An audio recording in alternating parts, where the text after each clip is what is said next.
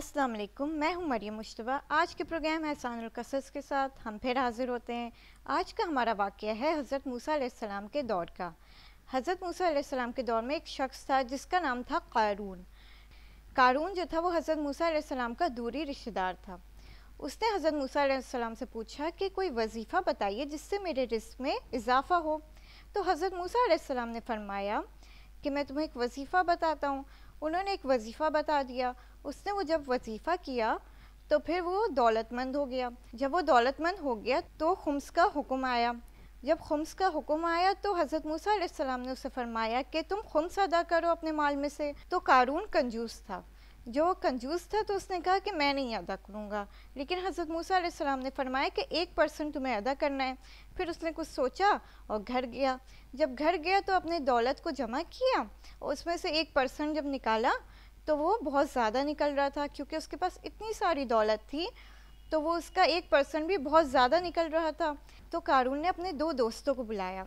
जब उसने अपने 2 दोस्तों को बुलाया और उनसे कहा कि ये हज़रत मूसा अलैहिस्सलाम तो मुझसे इतनी दौलत मांग रहे हैं, अब हम क्या करें, इनके हुक्म को तो हमें बचा लाना होगा। तो उसके दिमाग में आता है कि हम हज़रत मूसा अलैहिस्सलाम के ऊपर कोई तोहमत लगा देते हैं, और जब उन पे तोहमत लग जाएगी तो फिर वो कोई काम नहीं करेंगे, और जब कोई काम करने को नहीं बोलेंगे तो लोग उनकी बात भी नहीं सुनेंगे और वो बदनाम हो जाएंगे। तो उन्होंने एक औरत को बुलाया और उससे कहा कि तुम हज़रत मूसा अलैहिस्सलाम को बदनाम करो, मैं तुम्हें 1,00,000 दिरहम दूंगा। तो वो हज़रत मूसा अलैहिस्सलाम के पास वो औरत जाती है।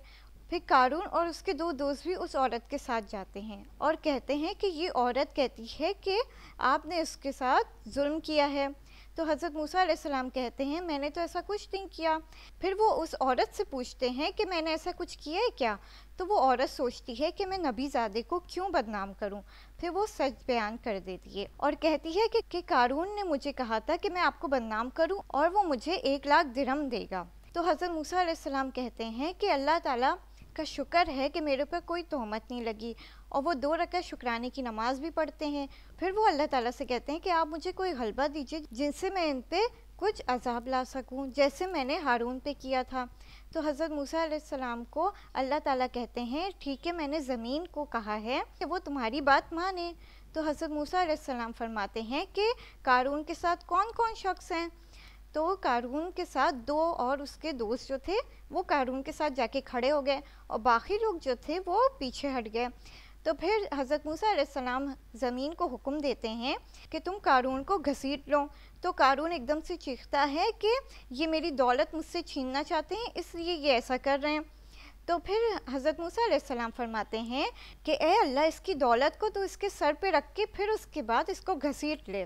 तो अल्लाह ताला उसकी दौलत को उसके सर पे रख के उसको ज़मीन में घसीट लेता है। तो ये हशर देख के बनी इसराइल के लोग ये कहते हैं कि खुदा का शुक्र है कि ये दौलत हमारे नसीब में नहीं हुई, नहीं तो हमारा भी यही हशर होता। आज की स्टोरी हमारी यहीं ख़त्म होती है। अगली स्टोरी के साथ हम फिर हाजिर होंगे। तब तक के लिए खुदा हाफिज़।